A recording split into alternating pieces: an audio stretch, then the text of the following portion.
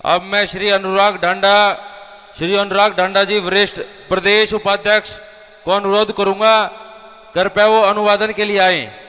श्री अनुराग ढांडा जी।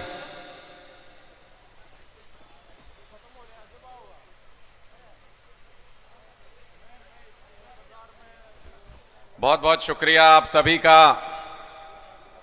आप लोग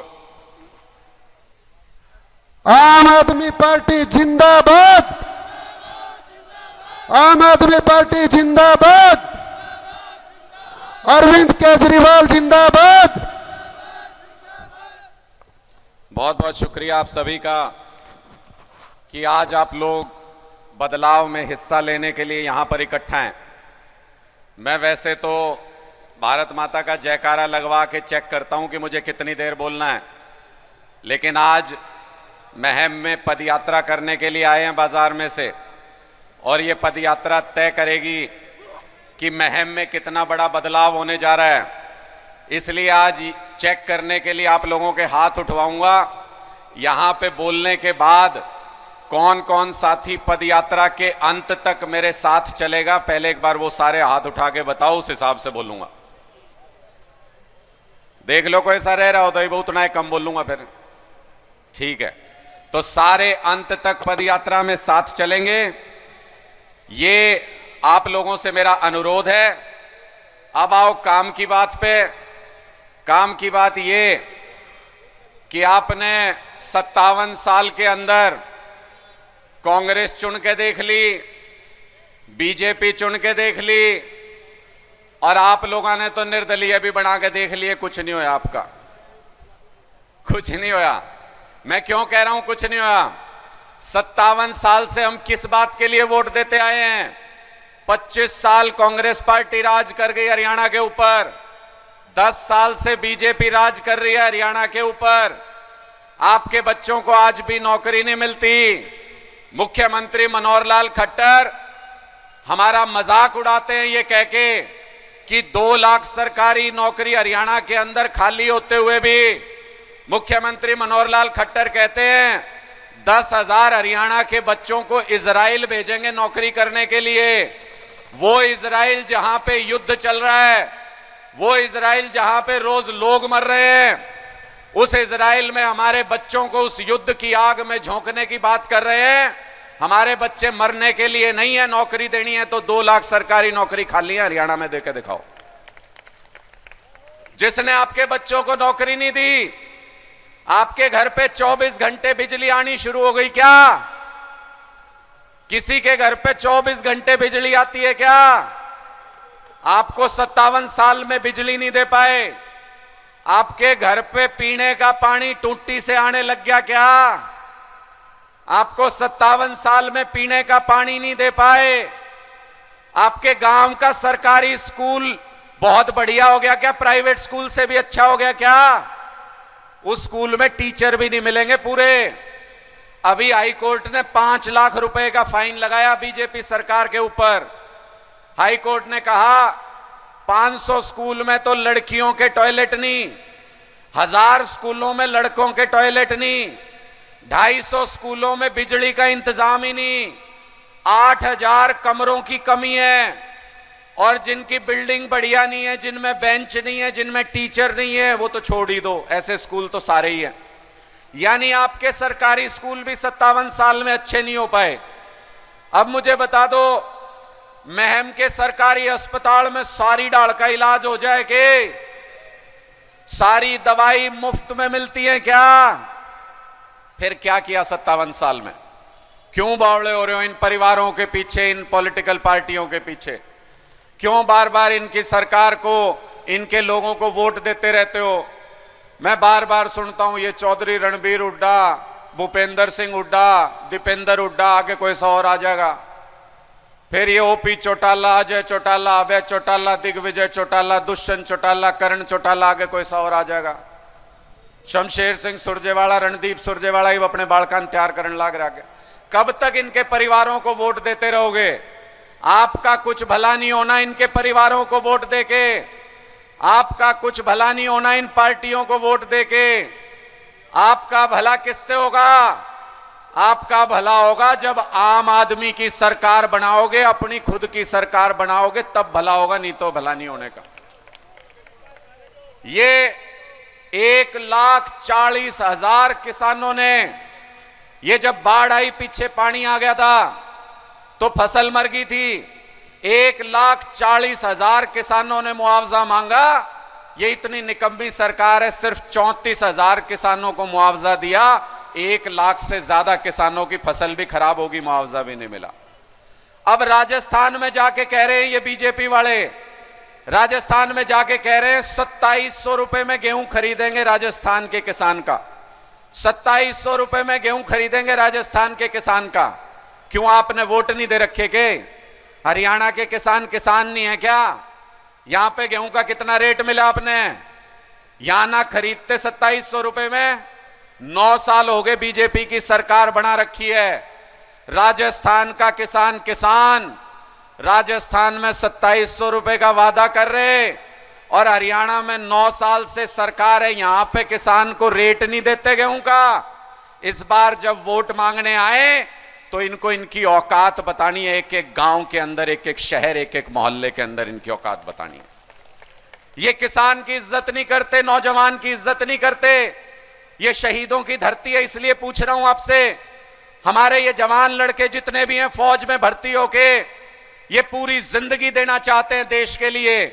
ये बीजेपी वाले कहते हैं 4 साल नौकरी करके रिटायर हो जाओ। क्यों हो जाए भाई? 4 साल में हमारे बच्चों को रिटायरमेंट पे भेज रहे भरी जवानी के अंदर।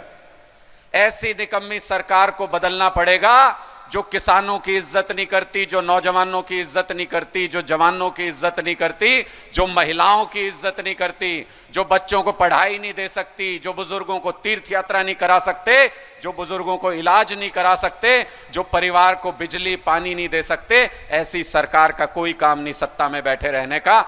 इसलिए ये बदलाव यात्रा निकाल रहे हैं। मेरे से पूछते हैं कई बार मीडिया वाले, कह जी ये यात्रा तो कांग्रेस वाले भी निकाल रहे थे, बीजेपी वाले भी निकाल रहे थे, और थारा निर्दलीय भी निकाल के आया, इसका फर्क क्या है जी? आपकी यात्रा कैसे अलग है?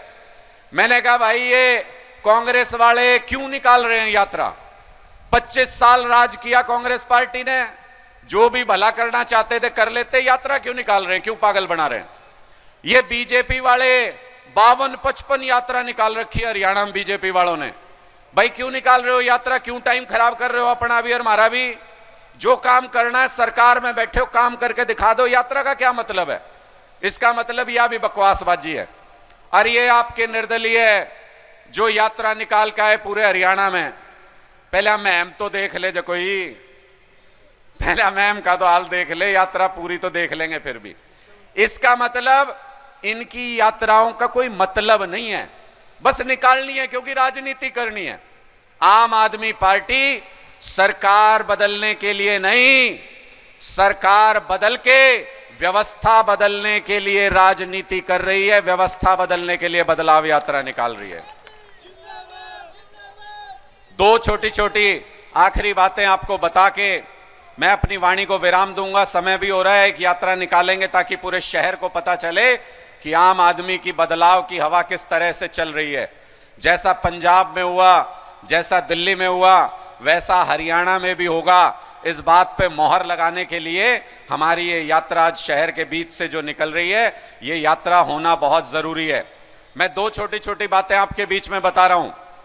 पहली बात, एक गांव में गया था, इसी तरह से एक सभा करने गए थे, तो हम 20-50 जने गली में से जब जा रहे थे सभा की तरफ, ये आजकल खंभों पे लगा रखे हैं बिजली के मीटर, ये बिजली वाले नकली मीटर, धूप में भी चल रहे हैं, इसे मीटर ला रखे इन्हें। वहां पे एक बिजली विभाग का कर्मचारी खड़े होके मशीन में बटन दबा के बिल निकाल रहा, फटाफट फटाफट सबके मीटर देख कर बिल निकाल दे। मैं जैसे ही उसके सामने से गुजरा मुस्कुराने लग गया देख के। मैंने कहा बेटे मुस्कुरा ले, 1 साल है तेरे पास, 1 साल के बाद जितने मर्जी बटन दाबे जाइए इस मशीन पे बिल नहीं निकलते, कोरे कागज लिखड़ेंगे 1 साल के बाद। आम आदमी पार्टी की सरकार आ रही है। और जब बदलाव के बारे में सोचते हो, मेरे हाथ में अभी झाड़ू थी, माताएं बहनें रोज इस्तेमाल करती हैं, इसलिए इनको अच्छे से पता है। मैं आपसे पूछता हूं, सबके घर में रोज सफाई होती है, कल तजुर्बा करके देख लेना, कोई झूठी बात नहीं है। कल अपने घर के कमरे से फर्श पे हाथ फेरना शुरू हो जाना। घर साफ हो जाएगा क्या हाथ फेर फेर के? हो जाएगा जी। एक और तजुर्बा कर लियो, 5-10 रुपए लगेंगे, एक कमल का फूल खरीद लियो बाजार से और कमरे में फेरना शुरू हो जाइयो फर्श के ऊपर। घर साफ हो जाएगा क्या कमल के फूल से? किस चीज से घर साफ होता है?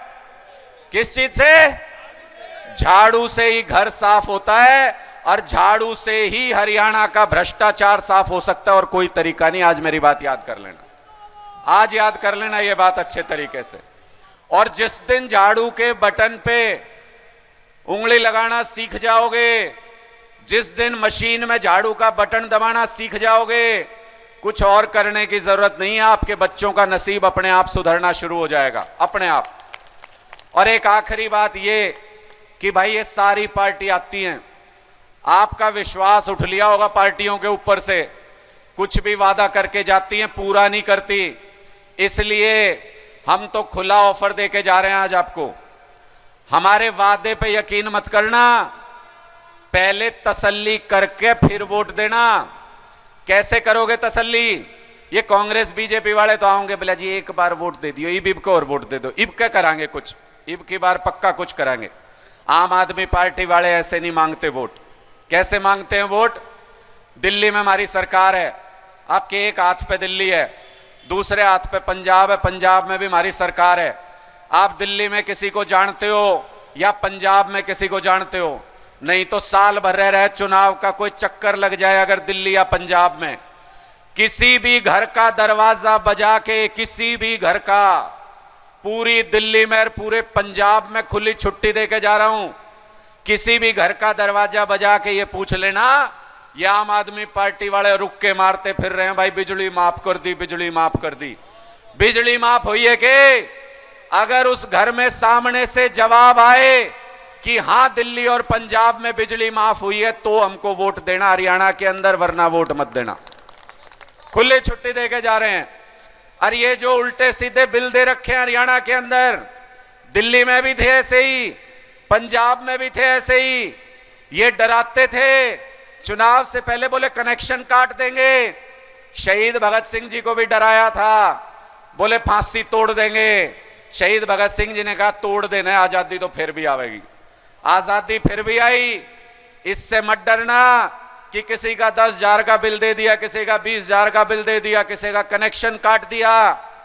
एक साल बाद जब आम आदमी की सरकार आएगी, सारे बिल माफ कर देंगे, जितने भी रह रहे होंगे सारे बिल माफ करेंगे। कोई बड़ा खेल नहीं है। दिल्ली में भी कर दिया, पंजाब में भी करा, कोई बड़ा खेल नहीं है। ये आज तक झूठ बोल के बेवकूफ बनाते आए हम लोगों को। जब अपना खुद का राज आएगा ना, जब अपना आम आदमी का, तब आपने पता चलेगा राज के मजे क्या होते हैं, तब आपको पता चलेगा। इसलिए सारे जने इकट्ठे हो जाओ, बुलंद आवाज में मेरे साथ भारत माता का नारा लगाना, और उसके बाद यहां से होते हुए हम पदयात्रा पे गुजरेंगे। भाई ये डीजे वाले ये अपने कस लो पेच टीमड़े जो भी कसने तुमने, और एक भारत माता का नारा लगाते ही यहां से प्रस्थान करेंगे।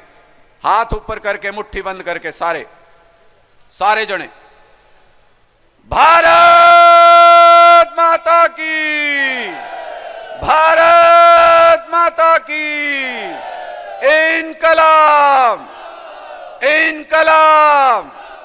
आ जाओ सारे जने, आ जाओ गेल गेल।